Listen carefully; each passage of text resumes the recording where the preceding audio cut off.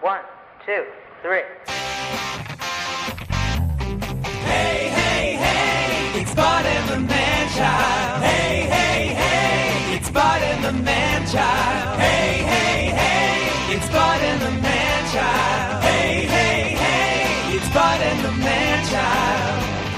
Bringing you the best in sports, talking about the ups and downs. Take it to a higher level, turn up the sound. Hey, hey, hey, it's Bud and Well, Boy Green, it's not too long before we're going to have one of these of our own with Boy Green and the Manchild. But that one is the Bud and the Manchild theme going back many years, and that means it's time for only one thing. That's to do our Brunch with Bud Poliquin. It is brought to you by our friends at Cam's Pizzeria, where it is always love at first slice. And we'll hear a little bit more from our friends at Cam's a little later in the broadcast. Let's bring him in, my old radio partner, now digital world, Bud Poliquin. How are you, Bud? Good morning, fellas. I apologize once again for my appearance. I promise I'm not on hard times, although I look it. Yeah, you are on hard times. Yes. One of these mornings, one of these brunches, I shall actually shave and comb my hair and So, Bud, real dress quick, accordingly. what are those dragonflies? What's on your shirt there? Yeah, I know. That's a very Is that a interesting. mosquito? maybe? Those are road runners. Roadrunners. He's got the I Roadrunner see. all over his shirt. Okay, nice. Wow. Not quite Black Dog, but hey, it's up So, there. It's Anyway, up there. I apologize. I'll clean up my act one of these weeks. Okay. All right, we'll kick things off with a little football talk because over the weekend we had the Snoopy Bowl. That's the MetLife Bowl where the Giants and the Jets play. The Giants were officially the home team, and they did, by the way, win the game. Boy Green and I will have plenty of time to talk about this all week long on our live digital platform and get to level out some of those Jet fans that are in the audience. It was a superb performance by my Giants, Bud, and I think headlined by once again Jackson Dart, who showed up again in a big way, played even better than he did in the first game during the preseason, and we're getting to see plenty of Jackson Dart here in the early going. Let's talk a little bit about Jets Giants. Do you have any fun at all in the preseason seeing these two teams go head to head, Bud? Now, you knew the answer to that question. Yeah, certainly. That's a loaded question, as they say. Yes. As the words are spilling out of your mouth, you know the answer you're going to get. And the answer you're going to get is, really? Am I supposed to care? Can I answer your question with a question? Sure. Am I supposed to care? Is anybody supposed to care? Is anybody supposed to draw meanings from any of this stuff? Well, plenty of people kind of do, but I agree with you. I do not think that we should draw much meaning from preseason football. Outside of really, really wacky fans, Boy Green and coaches, nobody much cares about, these things. The only thing I care about, really, and not the launch, I promise I'm not going to go down the rabbit hole. But the only thing that I care about is that we got a game where it is the toughest, roughest game, aside from rugby or, whatever. But in our world, it's the toughest, roughest game going. At least football people want to tell us that. And I pretty much believe them. You got to be one tough dude to play in the NFL. That said, it's the most fragile of our tough guy games, in that one play can change the fortunes of a team. And for Exhibit A, I give you in an exhibition game, a preseason game. Thank you.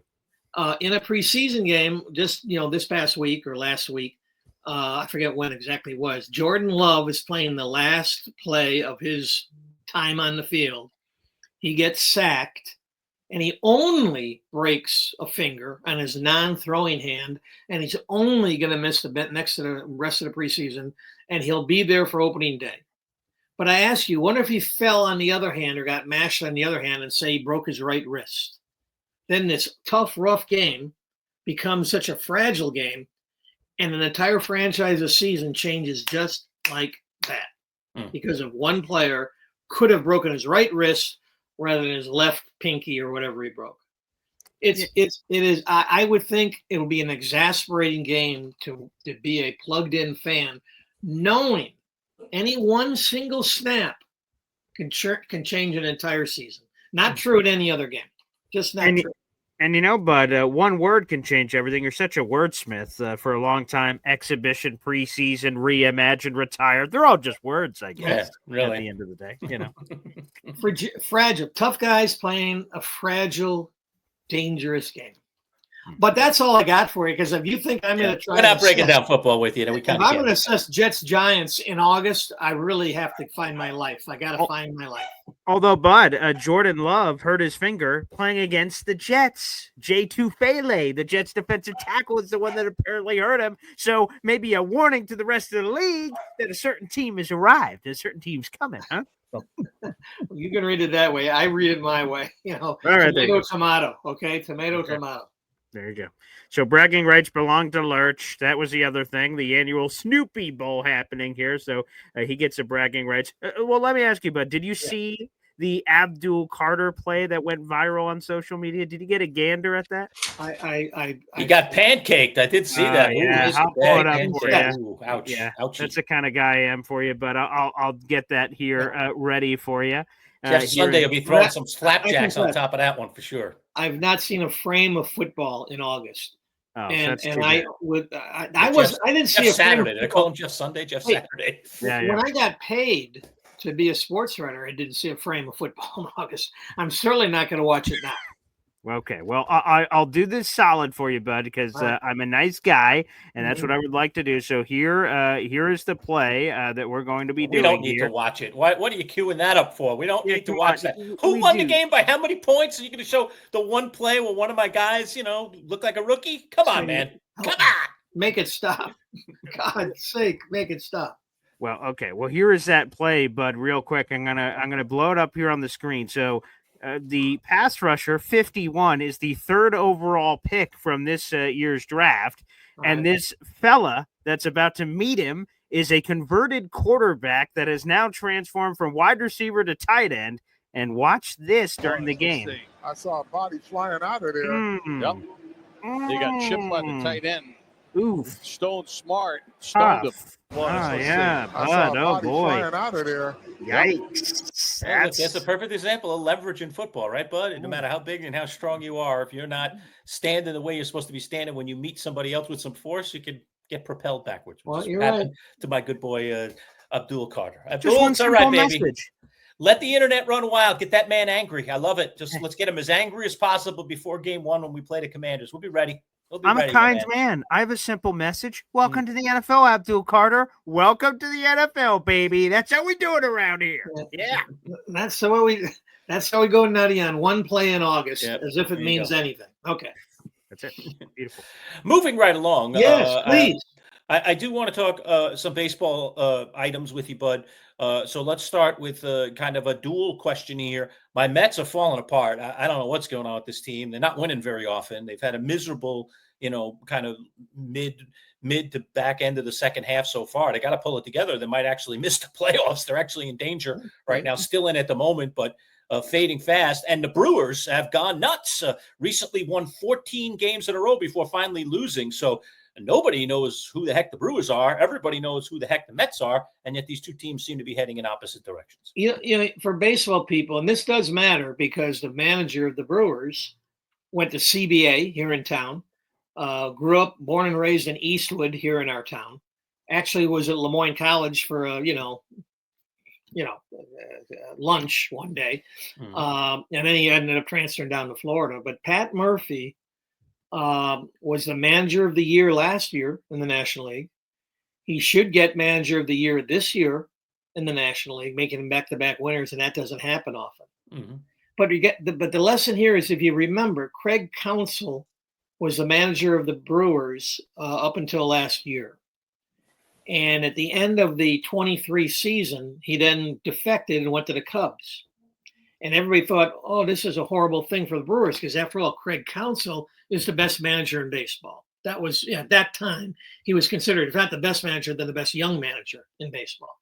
And oh no, he's gone to the Cubs, and the Brewers are kind of forced to put Pat Murphy in charge because he kind of knows the system. He was the bench coach to Counsell. And, he was kind of like, okay, let's give Pat the job. And look what he did. He came within a horrible pitch by Devin Williams to your boy Alonso of taking the Brewers to the National League Championship Series last year. And right now he's far and away has the best record anyway. I don't know if he's got the best team, but he's got far and away the best record in baseball right now. And he's all our local guy, Pat Murphy from CBA. Interestingly, Counsell, the guy who was in the middle of all that I just said, he played for Murphy when Murphy was the head coach at Notre Dame.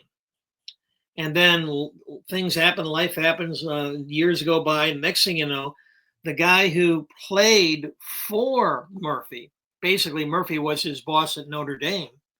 Now he hires Murphy, and now he's Murphy's boss in the big leagues in Milwaukee. And now Counsell goes his way to the Cubs. Murphy stays in Milwaukee, and now the Brewers are running away from a division the Cubs had in hand, what, 3 weeks ago? Something like that? Mm-hmm. So it's very interesting, and people should be kind of excited that one of our own, literally one of our own, not a guy who came in to play basketball at SU and left 8 months later, Carmelo Anthony comes to mind. But Pat Murphy, born and raised here, drank our water, walked our streets, and now he might be the 2-time back-to-back National League Manager of the Year. It's a fabulous story. Far more interesting to me than when we bring in somebody from somewhere else. They play a little while here, they leave, and they rarely come back. And I know Carmelo comes back quite often. But some of these people never come back, and we kind of call them our own. Pat Murphy is our own. Some of these other people aren't. Anyway, it's a good story going on in Milwaukee for us. All right. Boy Green, I know you queued up a piece of video that we want to take a peek at. There was a catch over the weekend in baseball by a guy named Jung-Hoo Lee. You may not know him, not exactly a household name, maybe to some San Francisco Giants fans he is. And it's an amazing catch because you're going to see when you watch the catch, he will bobble the ball. He's an outfielder. He will bobble the ball. It pops out, and then it rolls onto his leg, and somehow he traps the ball between his two knees. So I'll ask this question after we watch the video. Is this one of the greatest catches you've ever seen in your life? Boy Green, go ahead, roll the clip. Well, if your mechanics are good, not really. This is hit out into Triples Alley, and Jung-Hoo Lee makes the catch. Did that end up between his legs? Well, let's take a look at the replay. I mean, he had to go a long way right into Triples Alley. And I think he caught it between the knees. He did. Caught it between the knees. Yeah. I don't care what anybody says. That's the catch of the decade. Not of the year, not of the day, not of the week, not of the homestand, the decade. Yeah. I agree. Right between the knees. So is it the catch of the decade, I ask you, Bud Poliquin? That I don't know. But if you're starting to talk about, is this one of the greatest catches of all time, I think you have the wrong Asian outfielder. Because my boy Green, yes, has got a video that shows you who truly made, among Asian outfielders, the greatest catch of all time, anywhere. This happened in the Japanese league, or whatever league it is, what they call over there. But here is my Asian outfielder making. We didn't have to make this an Asian thing, but okay, let's just talk about great catches. Happened that both of them were made by Asians. Right. Yeah. And this guy, he may not, if it wasn't he clearly was the catch of his decade, and maybe for all the decades since. Roll the tape. I'm about to roll the tape here, and I just want to say this. I love my new role, Lerch, like the footage, Boy Green. But let's my go to the footage, videotape. I compete your footage with my footage, and I respect the hell out of it. So let's go to this footage. Here we go, here on your screen. We travel east, far east. If you want to impress your friends, remember the name Masafune Yamamori. The Japanese left fielder ran up the fence like it had steps on it. Now that's an amazing catch. Wow, Masafune Yumanori. There you go. Wow. Hey, I got you there, Jimmy boy. He was like part squirrel there. I mean, he just got up that fast. What did he step on? There's no steps on a wall. So what did he? Like He he just sort of needs to dig in, I guess. I don't know. all but standing on the fence. His left foot was up on the fence, and not Perhaps later against the nicknamed fence, Spider-Man. Perhaps on I don't top of know. it's a good counter move there, Bud. Right? Lerch is so prisoner of the moment. Oh my God, the greatest gift I've There you ever seen. go. And you're like, excuse me, Not so fast. excuse me. There That you go. big I love BG, that. I'll give you a swing. So Bud likes the Asian outfielder in the Japanese league who made that catch by scaling the fence. Greatest catch of all time that you've ever seen? Football, baseball, basketball, whatever it is. Well, if you give me the opportunity to start swimming in alternative waters, I will. It is covered over here, so I'll go full screen so you guys can see it. I mean, come on. When you think of it's hidden behind all this, but they can see it on the book.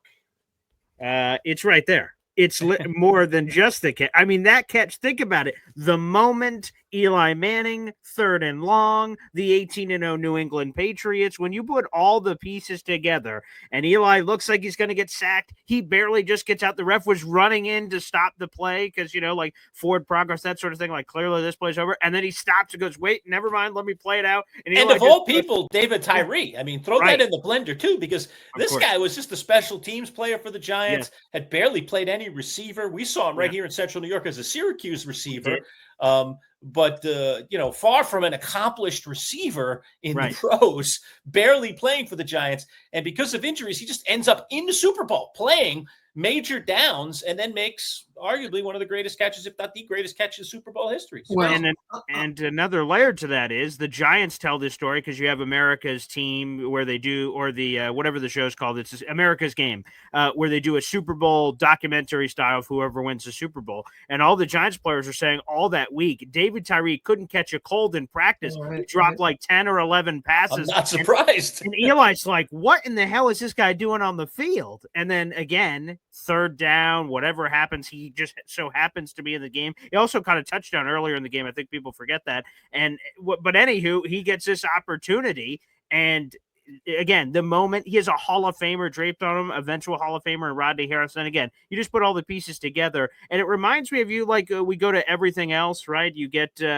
what was the Miracle on Ice, right? Everyone thinks that won the whole thing, but it didn't. This David Tyree play, oh wow, that won the Super Bowl. No, it didn't. A Plaxico Burress touchdown a couple plays later ended up winning it. But come on, David Tyree, Mr. Unknown, all the elements. I think that wins the day. Yeah. Well, what I'll submit, and I've said it before in this, back in the radio days, is that we can argue the greatest catch, this, that, or the other. But I think I need somebody to tell me what's the more. I submit that's the most significant catch in the history of football because of what it did and what it didn't do. Mm-hmm. What it did was allow the Giants to win a Super Bowl. Wow, ain't that interesting? But somebody wins a Super Bowl all the time. What it didn't do is, or I guess what it did do. What it didn't do is it didn't allow. What am I trying to say here? What happened is that the New England Patriots did not get their unbeaten, untied championship season, which would have made them arguably greatest team the greatest football team ever to perform. Yep. Mm-hmm. And for that catch, not only to win a Super Bowl, but to deny history, to show me a catch anywhere in the pro football anyway. I don't have college in mind. I'm not thinking college football. Sure. But show me a catch that's more significant in history. I don't know that you, by definition, I don't know that you could do that. Yeah. Well, you can't just say, well, this great catch by Joe Blow won the big game.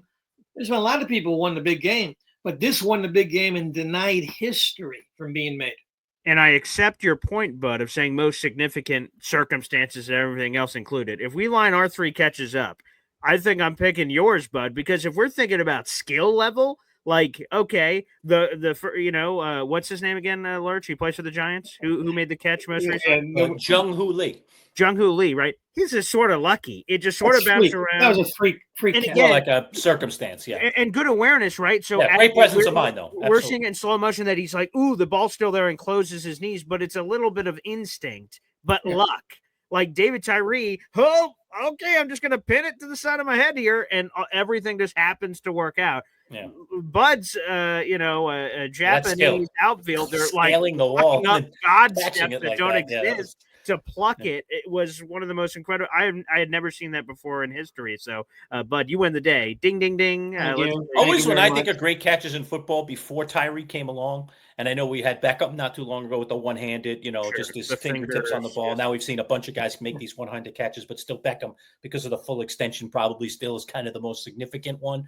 But I always think it was in the playoffs, Bud, you might remember more precisely. I'm terrible with dates, as you know. Pittsburgh Steelers, Lynn Swann. That one down the sideline that he juggled like 3 or 4 times and then caught it. Was it Super Bowl? Yeah. I can't remember whether it was playoff or Super Bowl, but I mean, to me, that stood for a long time for me as one of the most unbelievable catches in football. Wait, whoa. Dwight Clark, NFC Championship game, 49ers Cowboys? Come on now. By the way, if you'll never see it, I don't think I've ever seen me there. But when Clark made that catch in the end zone, I was standing. My toes were basically on the baseline of the end zone there that day. But how does that photo not exist, Bud? I've heard you tell me that before. I know. How is it not just a photo of Bud just there? We're like, what the hell? Did that get photoshopped? I was 10 feet from that catch. And I'll tell you what, honestly, I'm not the football poet that others were. To me, and I was right there, and I've seen it a million times like everybody else. It was a great, but he kind of just jumped up and caught it. And we've had a lot of people jump up and catch things. So you don't think it should be called a catch? It wasn't terribly acrobatic, I don't think. Yeah, so Swan was acrobatic. I mean, it was just it was juggling beautiful. and moving. He was running. It was. Yeah. He's had a dancing background. It was he sort of has that in there. Oh yeah, for sure. I fine catch there, Dwight. But I don't rate that anywhere near. It would never make my pantheon of great catches. And I saw it. I was right there. I could have knocked it out of his hands. Now, that would have been historic. Oh, that's true. That would have been historic. Of course, I would have needed a ladder to get up there to knock it down, but that's beside the point. All right. I got one more topic to hit, BG, but you said you had something outside of baseball, so why don't you hit yours next? I do. And, Bud, I have never known your take on this, and this feels like a better week than any to finally get it. Uh-oh.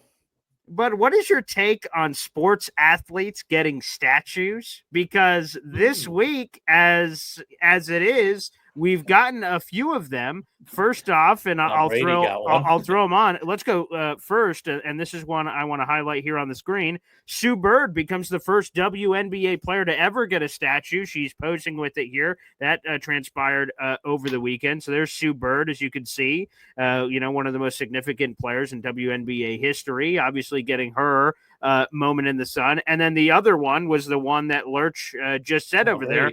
And it is Tom Brady who has this one, and you can see him in the bottom left-hand corner as he's giving a speech in front of his statue at the before a Patriots preseason game. So, Bud, I just want to start off on the top here before we go any deeper. How do you feel, or what are the feelings when athletes are honored in immortal form and statues? And should they ever get a statue while they're still alive? That's another question. But fire away. Wow. Is this a real conundrum for you, Bud? No. This is a conundrum. No. I don't. But I don't want to be I don't want to be that guy. You guys set me up every week. Johnny Raincloud. You are Johnny Raincloud. You're our Johnny Raincloud. I'm the old grumpy guy who, come on, what's going to take him off this weekend? All I know is that in Minnesota there's a statue of Kent Herbeck. Okay. Now, you, Boy Green, have you ever heard of Kent Herbeck? Absolutely not. Yes, there you go. Not, but I have. Ken Herbeck was just a big slob of a first baseman, played for the Minnesota Twins. Okay. And he's a good player. He's a nice player, and he's a hometown sort of guy, and everybody liked him. I'm not taking it. Herbie, everybody call him Herbie. I got nothing bad to say about Herbie, the ball player. But when we started erecting statues to guys like Ken Herbeck, we've gone crazy. Now, Tom Brady's not Kent Herbeck. I understand that, nor is Sue Bird. But we are putting statues up to people who, come on, we got to have a higher bar than Kent Herbeck and other Kent Herbeck types that are out there. Do I have a problem with Tom Brady or Sue Bird? In context, no, because Brady was pretty good. Sue Bird is pretty good. Sure, and, if you go to Pittsburgh and you guys are just in Pittsburgh, you saw all those Pittsburgh Pirate people outside, the ballpark there. They were all pretty good. But I have a hard time making basically gods and goddesses out of these people. It's in the Bible, they talk about the golden calf, right? Well, how far removed is this statue of Tom Brady from the golden calf? And that's not too far. I think we can do better with our statue erecting than what we're showing. Beautiful, Bud. See, it's like you've done this for a living. It's a beautiful segue into the There's next the- follow-up. Oh, sorry. That's the wrong one. Yeah, Hold on. sure. Don't Bring tell it me back up. who would I put in a statue? now? No. Although if you have that answer, I'll take it. But no, that's not it at all. It's where is the line in the sand? What do you have to do to earn a statue? What accolades? What is the credentials required for somebody Is that to Herbie? get a statue? That's the in your Herbeck statue. Oh yes, I just wow! found There you that go, real quick. Herbie. What a beautiful statue that is. Very nice. What do you have to do? He's gotten a little pudgy. It looks like. Yeah. I'm not trying to call it out here. It looks a little Yeah. portly No. in this photo. What do you have to do? I don't know. Maybe you have to, end a war, win a war, cure cancer. Is there an alive walk dead on thing? the moon? Maybe walk on the moon. Okay. Stuff like this. So Lerch just said that an alive or dead thing. I hadn't even thought about that, but is that a thing that like you shouldn't even be honored in that way till you're dead? You could run into trouble. I'm sure. I'm sure there's a Pete Rose statue or statues out there somewhere. I don't know. And he didn't turn out to be much of a human being, and yet we've got a statue. And I'm sure there are other people, maybe not as wretched a human being as he was, but kind of bad people. Yes, he does. There is a bronze statue of Pete Rose. It's located outside a Great American Ballpark in Cincinnati, Ohio. Depicts him in his signature head-first slide pose. I'll pull that up in just a second. The statue was unveiled on June 17, 2017. It was a series of statues honoring Reds legend. So he was one of many, apparently, that eventually. And he might have more than just that one. I don't know. But I would say, why not? Maybe you got to be dead to get one. Okay. And that way we know, at least at the time, we pretty much, the book is closed on you. You're not going to do something weird post-career kind of stuff. So, but again, I in the context of sports, fine, do what you want, knock yourself out. But overall, I'd say we should be more careful with who we anoint in bronze. Hey, salute on the creativity. Again, we can talk about the very Superman-like there. Yeah, I was about to say we could talk about the man, but again, to me, when those kind of conversations, a pretty cool statue. If you ask me, that's what I was going to say. Yeah. That's very original. Cool. You see so many just normal statues of people just standing. To get an action shot like this is super cool. But I always say this for the most part when we start getting into the people and we're like, geez, where do you stand there, Paul? Well, that's where God comes into the picture. When we're at the pearly gates, I'm going to allow him to judge that sort of thing. I'm a sports guy, and I'm going to stay in my sports lane and judge him based on the sports activities that either happened or didn't happen. And that's sort of the pool I swim in. Sure. And like I say, in context, most of these statues are legit. I mean, Kent Herbeck, and I don't know how many Kent Herbeck types are out there, but I mean, Kent Herbeck in nobody's world is worthy of a statue. I mean, come on. Oh, wow. Okay, Jesus. Well, apparently in Minnesota he is. All these stray bullets for Herbie. Yeah, I don't know how many other Herbecks are out there. Now, Pete Rose, come on, he was a wonderful player, and certainly the ones you saw in Pittsburgh, wonderful. We have three guys right there, right out the back door there at Manley Fieldhouse, in Brown, Little, and Ernie Davis. I mean, I'm not discrediting them. I'm just wondering whether we can't do more with our bronze and make statues to athletes. That's all. Okay, last one, Bud. Today we go into the world of golf, where this guy continues to dominate the world of golf. Won the BMW over the weekend. He's the only player in golf with 4 majors so far this decade. In the first 5 years, obviously, of this decade. This year, he won both the PGA and the Open Championship, otherwise known as the British Open. It's his 5th win of the year now, the BMW for him. And it just seems like every time he's in the hunt, he wins. Is Scottie Scheffler, or should Scottie Scheffler now begin to truly get compared to Tiger Woods, who obviously was a dominant player for a long time? This guy, it's starting to feel that way. He is really dominating the game of golf. Well, the answer in the here and now, where our, be where your feet are, right?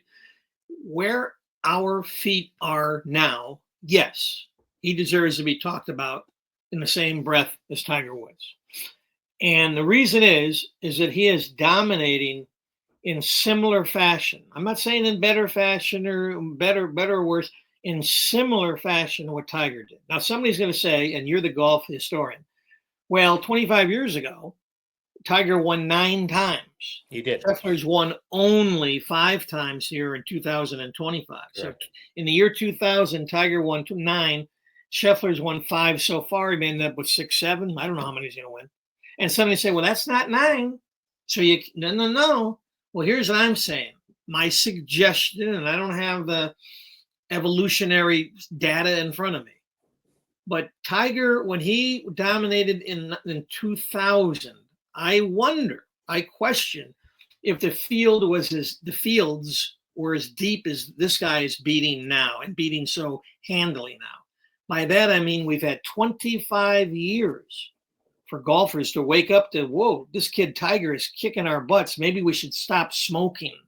Maybe we should eat real food rather than what these people were eating back then. Maybe let's get in a weight room.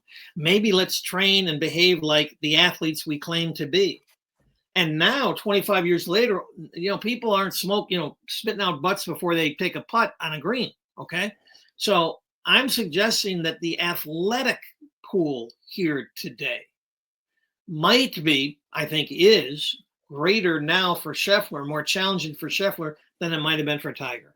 Because Tiger's the one who turned on this world that produced Scottie Scheffler. Yeah, Scheffler and the Schefflers of the world. Right. Yeah, So it is. I don't think As sports evolve, it feels like every year it becomes more and more competitive, that the athletes are becoming better and better. Nutrition, I don't training, believe it's heresy in the here and now to say right now, today, this guy is comparable. Now, Tiger was great for a long, long time Correct. and won God knows how many tournaments. This guy's a long way from having that resume. But right now, talent for talent, if you put them both head to head tomorrow in their prime, and this kid's in his prime now, that'd be an interesting 72 holes.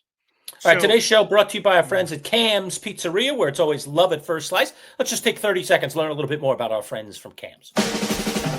When you think of Cam's Pizzeria, think about 2 of your favorites. Their zesty buffalo chicken wing pizza or their tasty chicken bacon ranch. Over 16 specialty pizzas made fresh daily with the best ingredients. Indulge in their homemade calzones, subs, wraps, salads, and their famous cannolis for dessert. They're all made with love just for you. Order online for 10% off at camspizza.com. Locations in Camillus and Oswego. Cam's Pizzeria. It's love at first slice. All right, we're brunching with Bud Poliquin. I know it's not quite lunch, but brunch is a combination of breakfast and lunch, right? So I'm kind of feeling like a slice at the moment. But anything else go on this past week that you want to hit on? Is there something that struck a chord with you? We've had some fun in some various places, but anything struck a chord with you this week? Funny you should bring that up. There always is something which I knew that somewhere, and this is not pre-planned at all, folks. There's always something that's, dare I say, stuck somewhere on you. Okay, right. Go ahead. Here's the thing. I understand fully that what I'm going to say I've semi-touched on in the past. I am not going to go crazy. Don't nod off. Don't turn off the podcast and say, I've heard this before from this guy. Stick with me just for a little bit. And if you like what you're hearing, click the little like button and don't forget to subscribe at NC Show Digital. There you go. See? I wonder how many people are as sensitive to this ridiculous, just a sports thing. This isn't the world. This isn't, Gazas or anything like that. Mm-hmm. This is just baseball. How many people are as sensitive as I am and as verklempt as I am, as I watch baseball? And I can't tell you how often I see 0-2 pitches, 1-2 pitches thrown over the plate.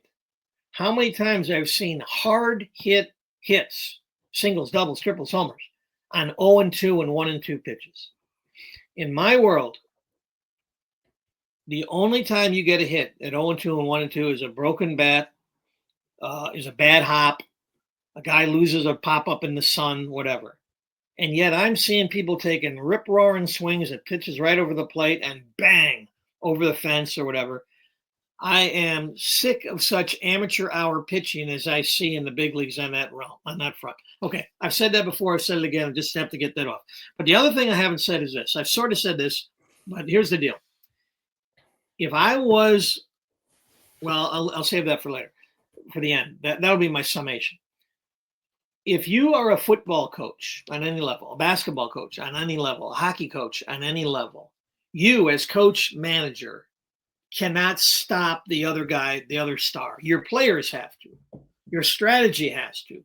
But you as the coach or manager on the other side cannot stop the star on the other team because you're sitting there and your players are out there competing. You can't do anything. You're helpless. You're at mercy of, whoever.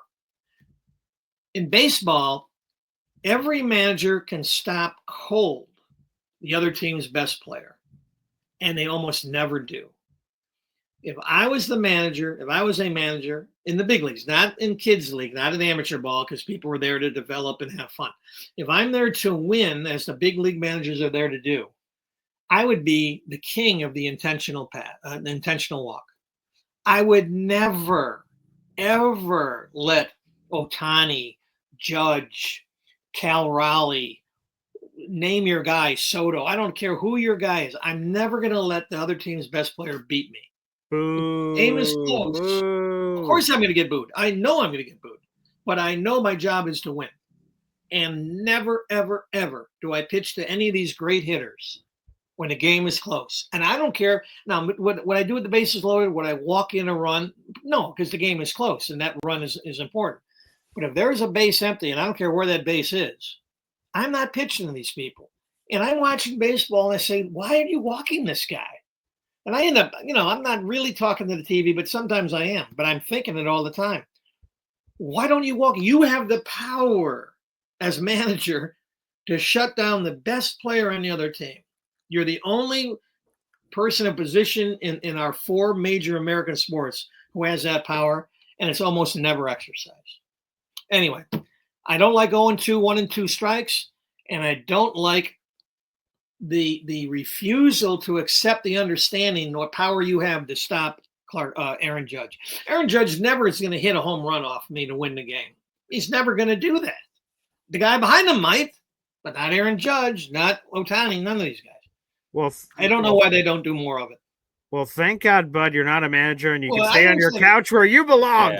Yeah, stay on the couch. We hate you. You're right. I wouldn't be popular on the road, and even in my home field, I wouldn't be popular. But I think I'd win. I know I wouldn't lose the game because Cal Raleigh beat me, except if I have nowhere place to put him. Now, if it's 5-0, we're winning or losing. Okay, fine. Now it's now it's gonna be 5-1. We're winning or losing.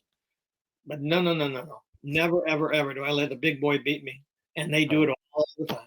And was that your summation, or is there still a summation to come? Make me a manager, and I'd be very. I'd be a pioneer, but I certainly probably would be an unpopular pioneer. Hey, you know what, Bud? I think they build statues for guys like you. There you go. Mm-hmm. There you go. Get me sitting there, get me sitting there, that top foot on the, my foot on the top step of the dugout. That's a nice pose for me. I like it. All right. Well, as they say, we'll put a nice, neat bow on this one, and that is a wrap. It is Brunch with Bud Poliquin. We'll be back again next Tuesday with another edition of Grumpy Bud or, Happy Bud, just depending on what he feels like. And, hey, Bud, we'll see you next week, boys. By next week, please. Many delights. Try to do it on Monday so that it looks ready on Tuesday. Okay?